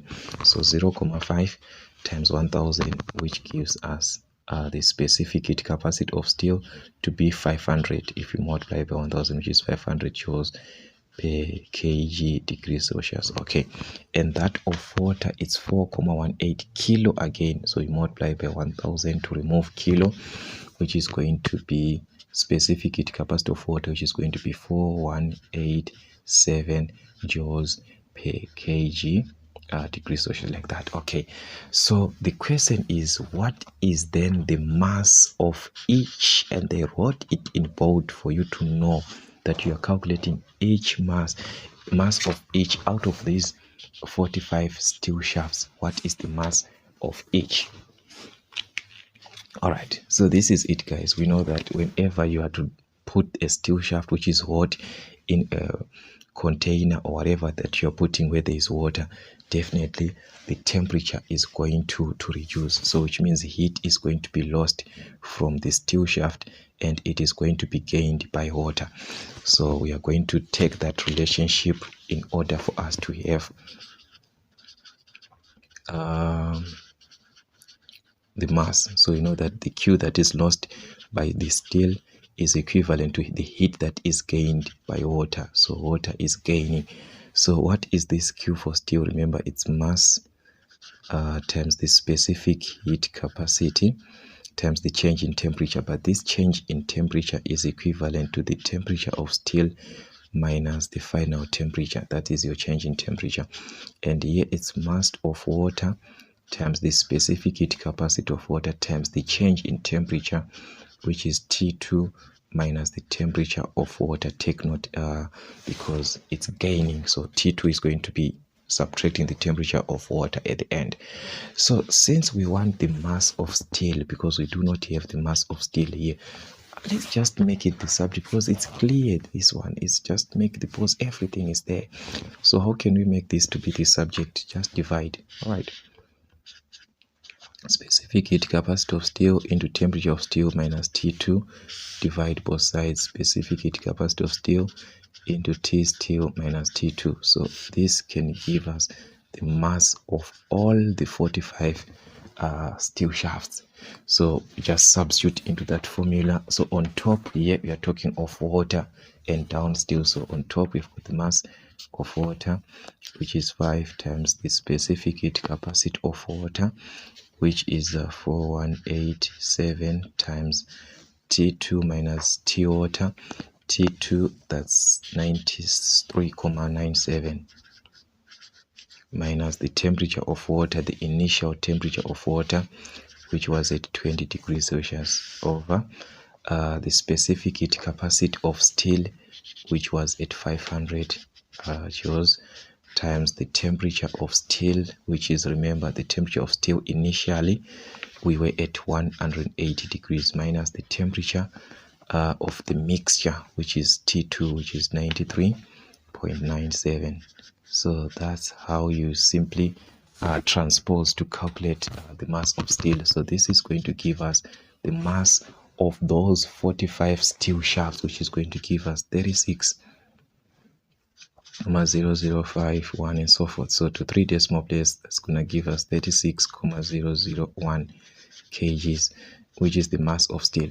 But we say this is for 45 and we want to calculate the mass of each steel shaft. So the mass of each steel shaft is going to be what we obtained as the mass of all the 45, which is this one in kgs, divide by 45 of them, because they are 45. So if we divide by 45, definitely we've got the mass of each, which is going to give us 0.8 0.0000. So this one is not going to change, it's just going to be 0.88 kgs. So that is the mass of each steel shaft, which is 0.8 kgs. So just like that, that's how they play around these typical questions. So we must be very, very careful how you attempt your question and so forth. But that's what we had. Anyways, let's see on the other part on 5.3. All right, let's just take this aside and look at 5.3 there. So on 5.3, we are given that a steam is generated at a pressure of 2.85 megapascal to a dryness fraction of 0.96. Okay, so this is where the pressure is taken from. That's 5.3. Okay, so you're given a pressure of 2.85 megapascal. So remember, guys, I told you that from your steam tables, your pressure is supposed to be in kilopascals. Okay, your pressure is supposed to be kilopascal. So you're supposed to convert this to kilopascal. So how do you convert this to kilopascal? You simply multiply by 1,000. Okay, you multiply by 1000, which is going to be 2,85 times 10 to the exponent of 3 like this, which is now in kilo pascals, because remember 10 to the exponent of 3 times 10 to the exponent of 3 gives you mega. So you multiply by 10 to the exponent of 3, it will be in kilo pascals. You multiply by 1000, which is going to give us 2,820 kilopascals. Now our pressure is in kilopascals. It's now easier for us to find any value from this pressure. All right, anyways, let's see what else we are given. We are also given that the dryness fraction is 0.96, so which is our x, 0.96. Then we are given that the steam is now superheated at a temperature which is T sub, that is T sub in this case, which is 300 degrees Celsius, and also the specific heat capacity of this superheated steam is 2,9 kilojoules. So take note, this one must be in kilojoules per kg degrees Celsius. Why? Because all the enthalpies that we have, they are in kilojoule per kg. Look at this, kilojoule per kg, kilojoule per kg. Okay, so that's it. So it's gonna be in kilojoule per kg, which is 2,9 kilojoule per kg degrees Celsius, like that. All right, so that's it, guys. The first question is calculate, take note, for 1 kg of steam. So this must be per kg. So that is what is important. The enthalpy of wet steam. So wet steam, that is H wet in this case, where we know that H wet is going to be equivalent to HF plus X HFG, which is taken at a pressure of 2,820. So we have to go and cross check on our formula, on our table there at 1000. Okay, so let me show you guys. You have to check until you find that pressure of 2,880, just like this. This is what we have here, guys, at 2,800. It's 800 what? 820. This is 820, guys. There's no 820. This is 858,5, guys. 8,5. So this is 2,850 at the end. Okay, because I'm surprised why I can't actually find this one, because there's 2,850 there. So these guys, I wrote 5, then 20. Where did you come from now? I don't know. All right, so this is it, guys. At this maybe it's being tired at this 2,800, this value here. Let me just indicate it here like this. All right, this is what you're going to do here. You are going to take HF from this, which is actually in what, already in kilojoules per kg. This is your HF here. All right, so let me just show you that's your HF. So as you can see, it's kilojoules per kg. So your HF here corresponds with 995. So it's gonna be 995 plus X, which is the dry steam, 0.96 times HFG. Your HFG, which is in this case 1,807, this one. So it's 1,807, just like that, guys.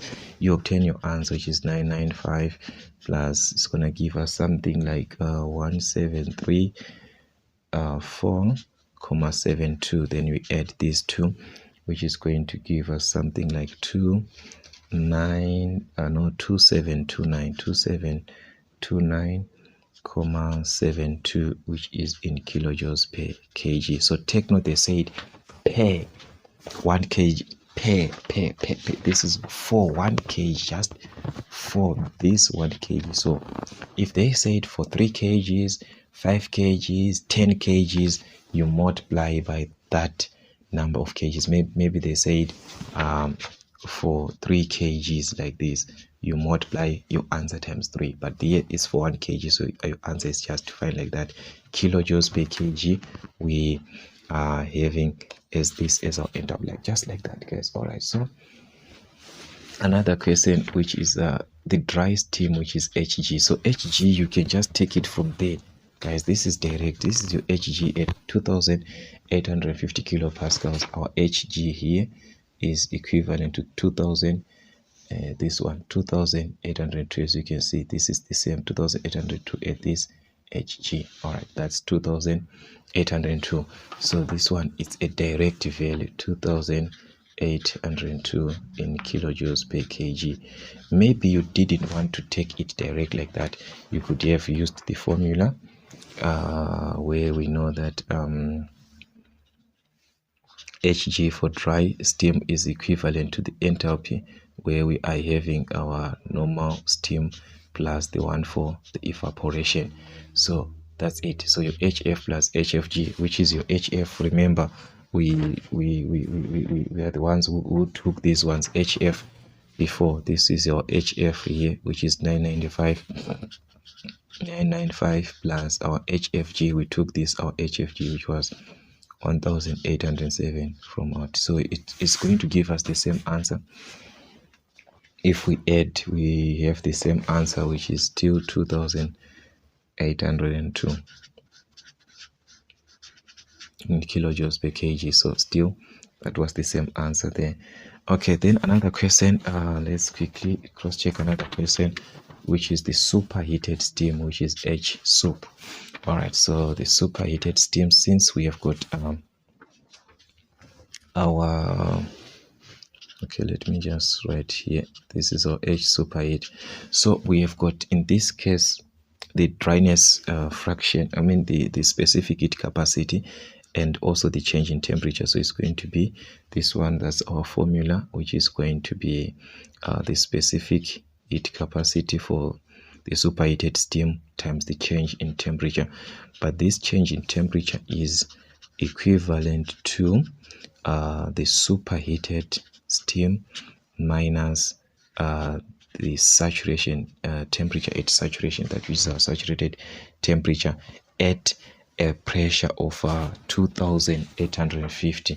At this pressure here of 2850 kilopascals, there is a temperature which is given there here.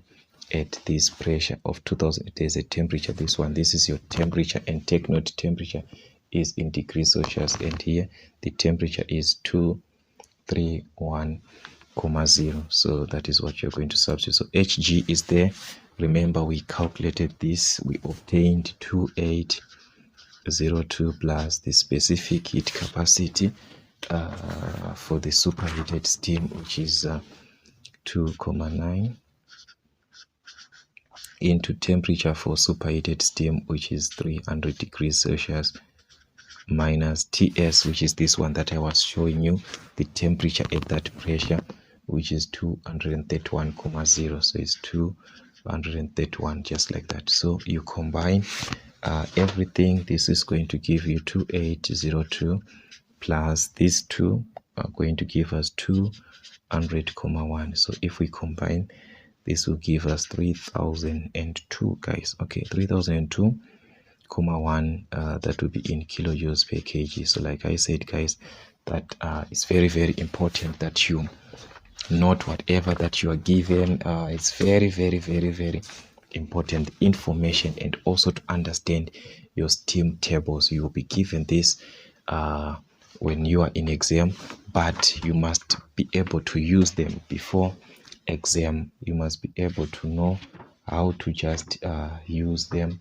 It's something that is very, very important. Okay, so let's quickly rush on question 5.4, where we are given that there is a certain fuel here with a heat value of 42 megajoules per kg, which is used in an engine that develops a power during a test.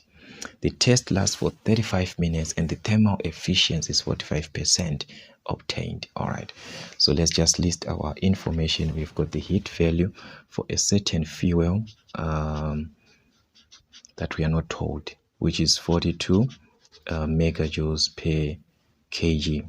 All right, then this is now used to that the power that is developed, that is actually the output power, that is the power developed, is 12 kilowatts. All right.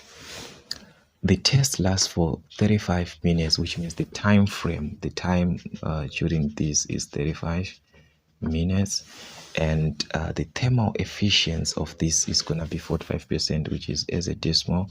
45% as a decimal is 0.45 divided by 100. That's your efficiency there. So anyways, that's it. The question is to calculate the following on 5.41, the equivalent power of the fuel. So the equivalent power of the fuel, that is the intake power, which is the input power. So that means actually we can play around with the output power, because there is output power and efficiency. So I'm going to use efficiency as a decimal, so I'm just going to write this efficiency direct, it's power output over power input. Yes, we know that we are going to multiply by 100%, but I'm using it as a decimal, so I'm not going to multiply by 100%. So in order for me to calculate the input power, it's efficiency times the input power, which is you cross multiply here, 1 times output power, which is the output power. So to calculate the input power, definitely you have to divide by the efficiency, both sides. So the input power is going to be output power over the efficiency. So like I said, I'm using this as a decimal, so there's no need for me to write 100. All right, if you use it like that. So this is what is going to happen, guys. Let me just try and adjust.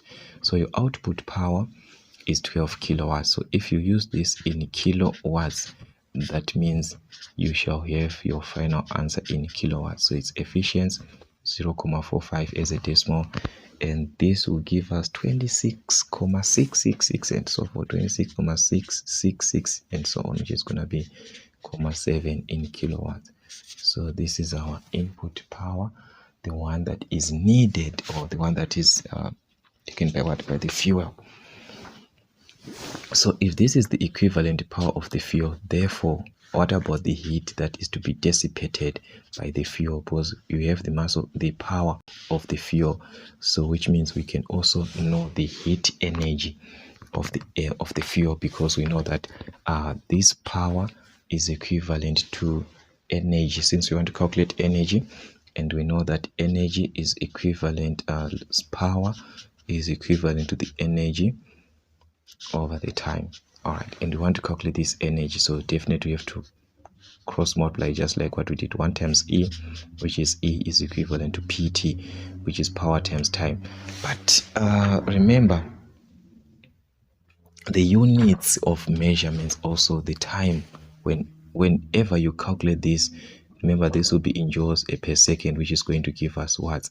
So this must be in seconds, the time, your energy in joules. So in this case, that's what is going to happen. So which means our energy is going to be power in watts, so that we can have our power in watts. So our power in watts, we obtained the power before as 26,667, which was a kilowatt, but kilo, we know that it means to the exponent of 3. So you're going to multiply times 10 to the exponent of 3 times the time.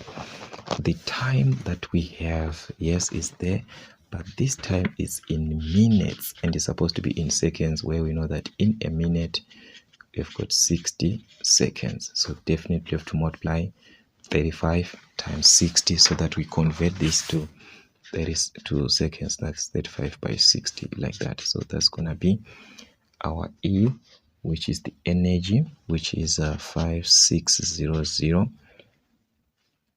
again 700 in joules, like that. So therefore maybe you want to convert to megajoules or kilo, whatever.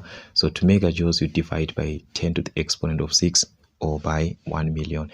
So if you divide by 10 to the exponent of 6, your answer is going to be 56,007, which is going to be 007.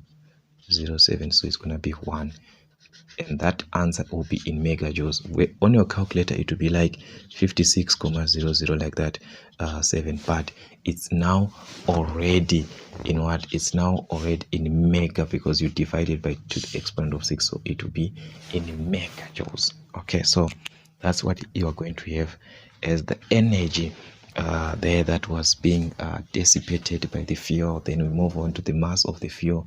If we have the energy of the fuel, how can we determine the mass of the fuel? And we have got also the heat value of the same fuel. Okay, remember, energy of any fuel that you are given, the energy of any fuel is also equivalent to mass times the heat value.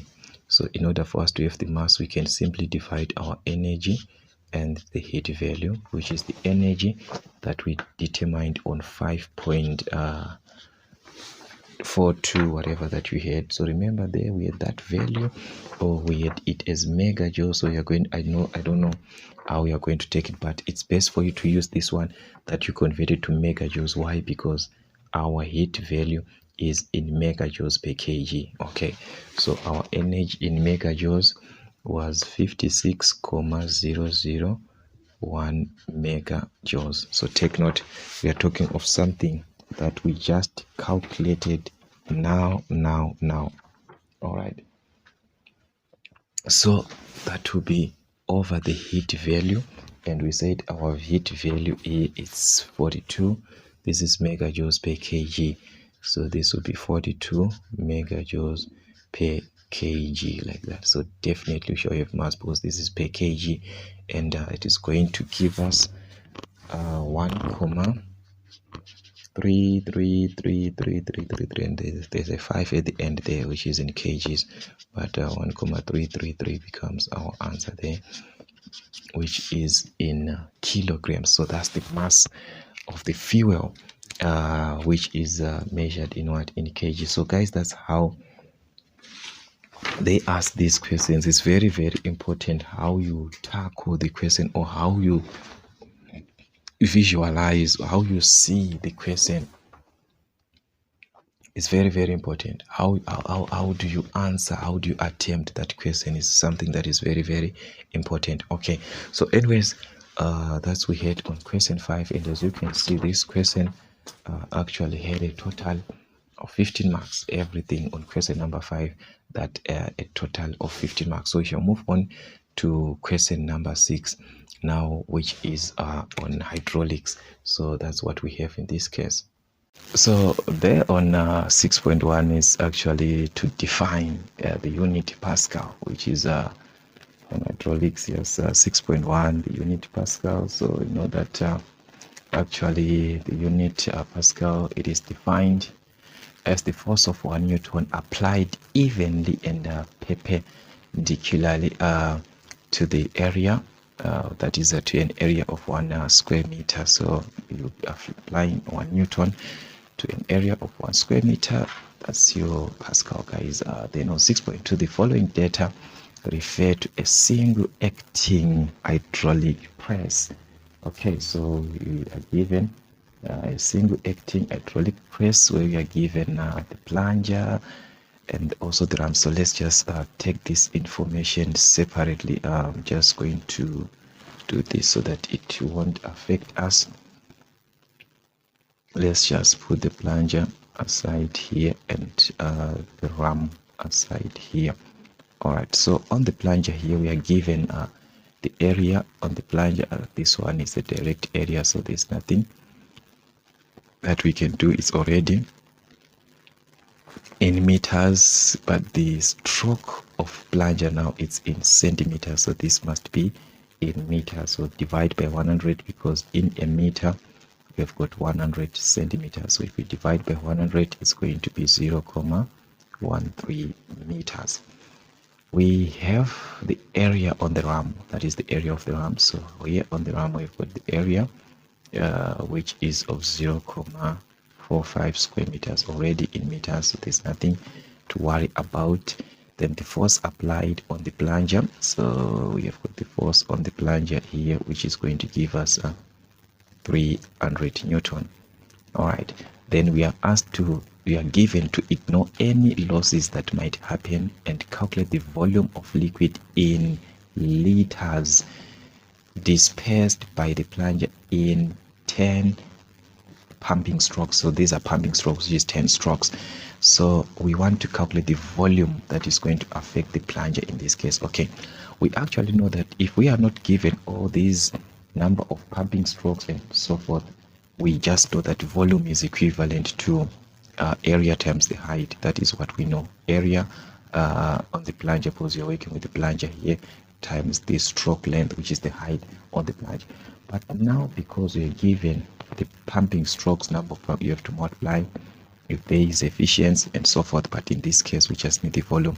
So this is the volume that is affecting the plunger. So this is the area for the plunger times the height. We are given the area, so we are not calculating anything. It's just a matter of substituting 0.09 times the stroke length, which is the height of 0.13, times the number of pumping strokes, which is in this case it's 10 pumping strokes. So that's it, guys. You have your volume just like that, which is going to give us 0.117.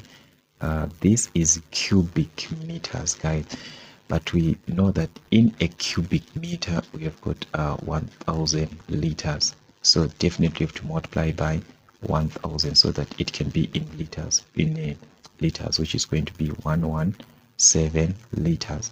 So this will be our volume in liters. Take note, guys, we are asked to give our answer in liters. All right, so anyways, that's it. Let's see another question, which is on 6.22. The distance moved by the ram in millimeters, take note, after one pumping stroke of the plunger. All right, so what is going to be the distance that was moved on the ram? Okay, we know that actually there is a great relationship between the plunger and the ram.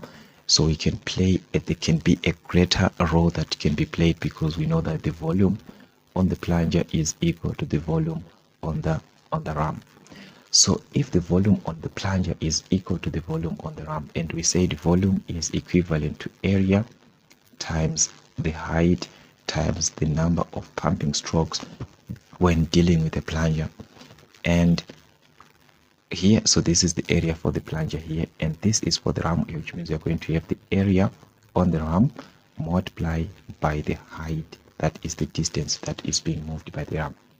So that's it, guys. We can make h to be the subject, since it is the one that we want to calculate. So that's our h, which is the distance moved by the ram, because that's volume is equal to volume.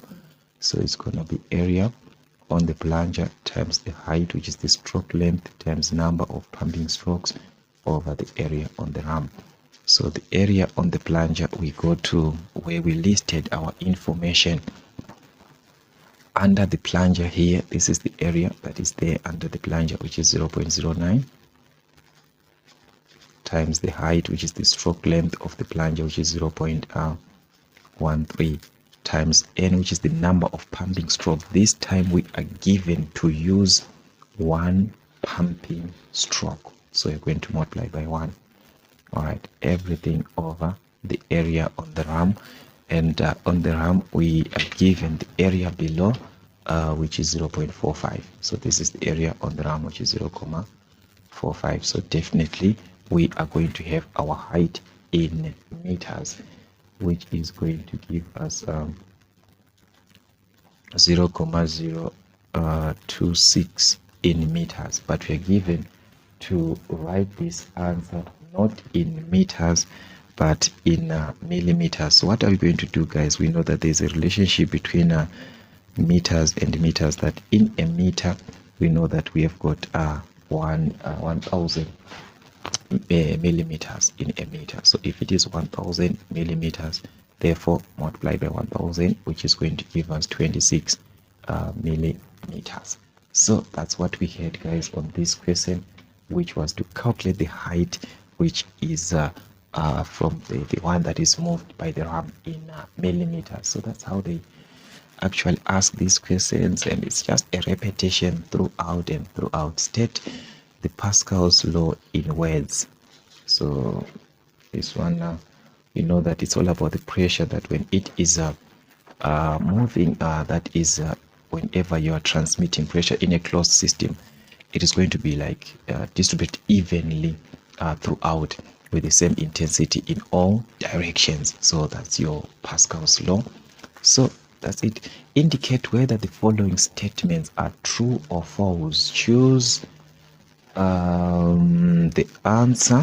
Choose the answer and write only true or false next to the question number. Okay, the SI unit of pressure is Pascal. Oh, that's true. This one is true, guys. We know that pressure is measured in pascals. Okay, then 1 cubic meter is equal to 10,000 cubic centimeters. Is it correct? Okay, guys, I don't know why. Okay, like this, it must be clear. So is this correct? Okay, let's see.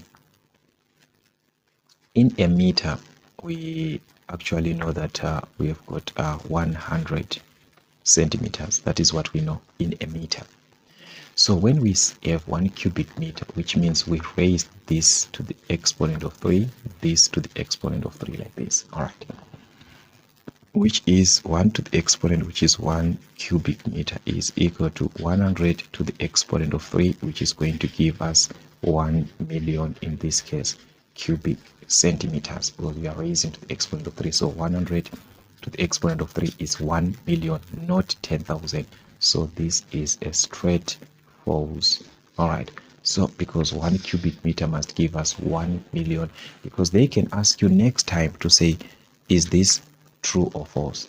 This one will be true when it is like this, but this one it's a false.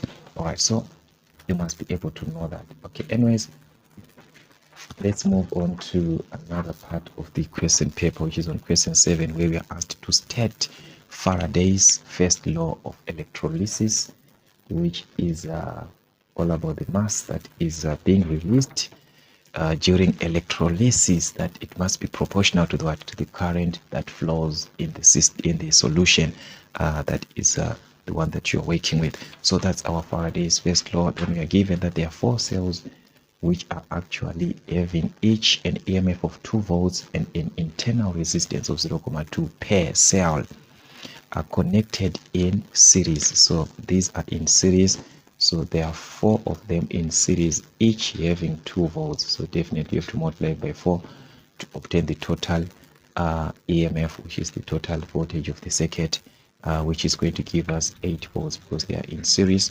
The same with the internal resistance, we've got 0.2 and therefore which is going to give us 0.8 ohms. So that's what we have. Then the battery is then connected to 2 parallel resistors, 3 and 6 ohms respectively, and a third resistor of 2 ohms which is connected in series to the parallel resistors. Okay, let's just have something like this, guys, as a sketch. We have got 2 resistors which are in parallel, then they are connected to a series resistor like this. This is a parallel connection, this one that I'm having here. All right, so for it to be parallel, there must be a voltage source across these so that it can be a parallel source.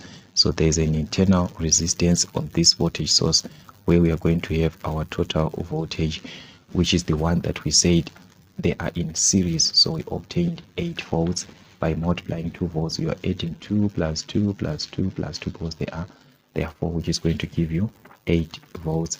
And the internal resistance, which is the total internal resistance, you just multiply by 4, because they are in series again, which is 0.8 ohms, something like that. All right, then this is our series resistor, which is name it RS, which is this one of 2 ohms, which is connected in series with the 2 parallel resistors. So we've got this our series resistor, and these are the parallel resistors, which is of 3 and 6 ohms. So you just say this is maybe our 3 ohms and this is our 6 ohms, like that. All right, so just a sketch, you must have that in mind, so that it can help you to calculate whatever that you're given, which is the total resistance of the circuit, which carries 3 marks for that.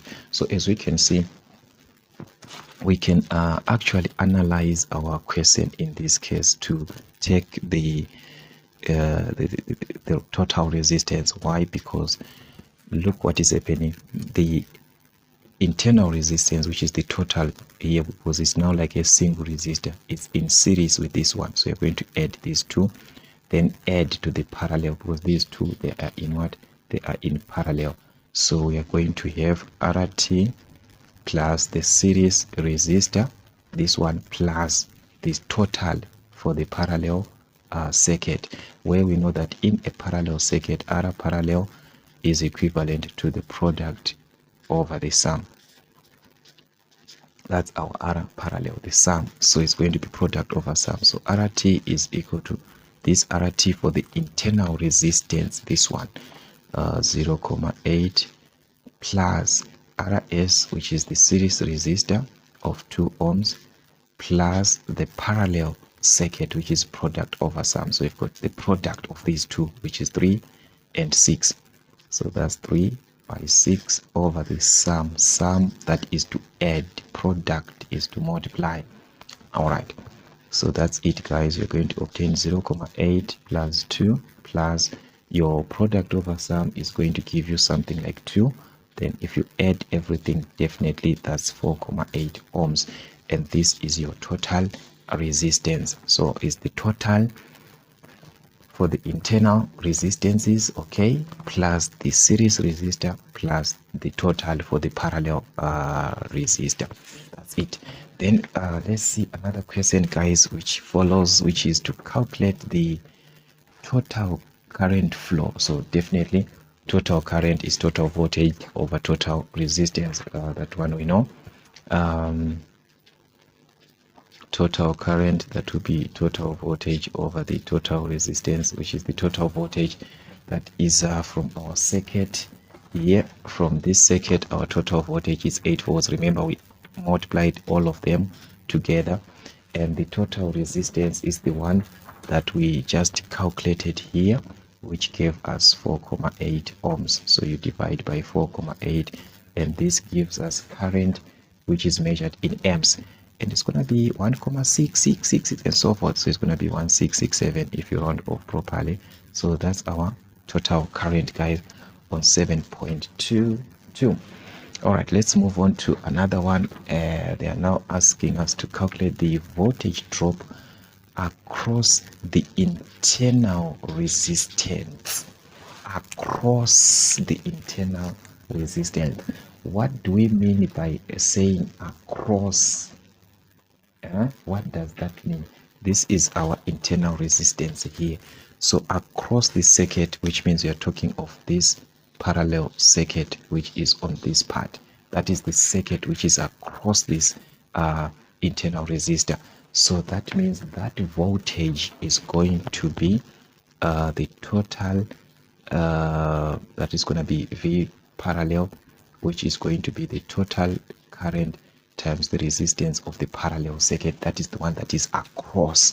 So take note, guys, is different from the current through, which means if they say through the internal resistance, then you calculate the voltage drop through here on this one. All right, I hope it's clear. So anyways, that's it. We're gonna have this current, total current, we said it's 1,667. yeah, that's our total current here, 1,667 times the R parallel, the total resistance for the R parallel. Remember, you calculated this here. Your R parallel is this one, which is product over sum, which gave us 2. So we are going to take 2. So if you multiply by 2, you are going to obtain thus the total voltage for that parallel, which is 3,334 volts. All right, that's it. So that's it, guys. I move on to another question, which is the current now in the 3 ohm resistor, and that's 2 marks, the current in the 3 ohm resistor. All right, so it's going to be easier for us now to calculate the current in the 3 ohm resistor, because already we have got the voltage across the parallel circuit, which is this one. So that's gonna be easier, because we know that the voltage through a parallel circuit is the same. The voltage here is the same voltage here, so which means our current through the 3 ohm resistor is going to be the parallel voltage over the resistance, that one of 3 ohms, which is divided by 3. So definitely by doing that we have current, because remember current is voltage over resistance. So we divide the voltage across, which is going to give us 1,11333 like that, which is going to be 1,11 amps. So this is our total current on the 3 ohm resistor, the one that is being possessed or that is being carried through the resistance of 3 ohm. Okay, then we are given that the resistance of a heating element, so take note, this is a heating element that we have of a heater, is 55 ohms. So there is a resistor of 55 ohms on this resistance, a resistive element, which is, let's just take our information, 55 ohms, and a current of 5 amps flows through the heater for 6 hours, which means we've got current and the time. So the current is 6 hours, and hey guys, look what I'm writing. Current is 5 amps and the time frame is 6 hours in this case. All right, so the question is to calculate the quantity of heat released. So the quantity of heat, that is the energy that is released. So we know that there is a great relationship between energy and power. So actually guys, on your formula sheet, some of these things you'll be given. Let me see if I have anything that is clear, or I should just use my formulas. But I just wanted you to see, okay, this one, if you can see here, this is energy here. So it's just a matter of knowing your formulas again. So your energy can be given by RI squared times R, which is power, times what? Times time. But this time must be in seconds, so that we can obtain this in joules. Okay, so our current squared, which is 5 squared, times R, which is 55, times the time, our time in hours.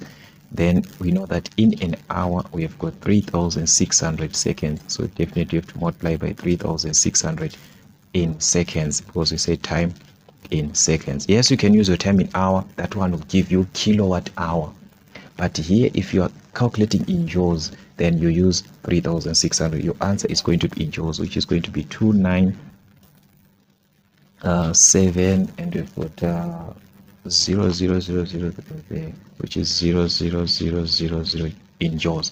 So remember, you can convert this to kilojoules, megajoules, and so forth. If you want to convert to megajoules like this, you divide by we divide by 10 to the exponent of 6, which is 1 million, because mega is to the exponent of 6. So you divide by that. So if you divide by this, you are going to obtain 29,7, which is our energy in megajoules, or you can even leave it like that, like joules.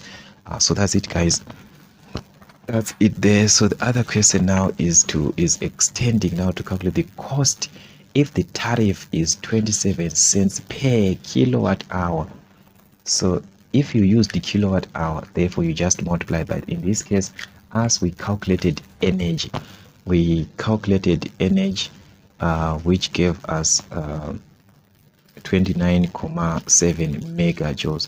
So we have to find the kilowatt hour, so that we can multiply by the cost per kilowatt hour. So kilowatt hour, guys, I told you that it's just the energy that you are given divided by 3,6. Okay, so it's 29,7 megajoules divided by 3,6. Energy divided by 3,6. You have converted to what? To kilowatt hour, which is going to give us a kilowatt hour in this case. So this one is going to give us 8,25 kilowatt hour. So that's our kilowatt hour. But they are saying for each kilowatt hour that we have, we are going to pay, or there is 27 cents which is going to be paid, 27.45 cents which is to be paid. What about this of us, which is 8.25 kilowatt hour? How many units, how many cents are going to be paid? So definitely it's this number times 8.25 over 1 times 27.45 cents, which is going to give us an amount in cents of 2 126,46 and so on and so on in cents, but in rands you divide by 100, which is going to give us 2,26. Remember, amount is measured to 2 decimal places, whether you are given to say leave your answer to 3 decimal places, but if you are talking of money or the amount, you leave your answer to 2 decimal places. Okay, so that's it, guys, on that part. So anyways, on question 8, so this is question 7, which is actually a total of 14 marks. Then on question 8, which is on chemistry, where we are given to explain the term oxidation. So you know that this one is just a loss of electrons by an atom, that is our oxidation. Then 4 precautions against the corrosion. There is a corrosion, so how can you prevent it? There are so many ways. Electroplating, you can do it by painting the metal, by oiling or greasing, by galvanizing, or by tinning. So there are so many ways that you can even use by tinning to prevent all these corrosions and so forth. So that's it, guys. That's it. So the other question is that give the chemical formula for a table salt. Which table salt are we talking about? Definitely we are talking of what? Of sodium chloride. So sodium chloride, that's the chemical formula for sodium chloride, which is the chemical formula for the table salt. So that's it, guys, from this question paper, which was from November 2018, and as you can see, that's what we had in total of 100 marks. So if there are any mistakes or so forth that we had whilst we were doing this, guys, let me know on the comment section so that we can work on a better way to prevent that on our next classes or on our next question papers that we shall be working with. But this is what we have from this question paper. So to work with more question paper and to revise more question paper, preparing yourselves for the exams which are ahead of time. So that's what we had, guys, for Mason African Motives. Till we meet again.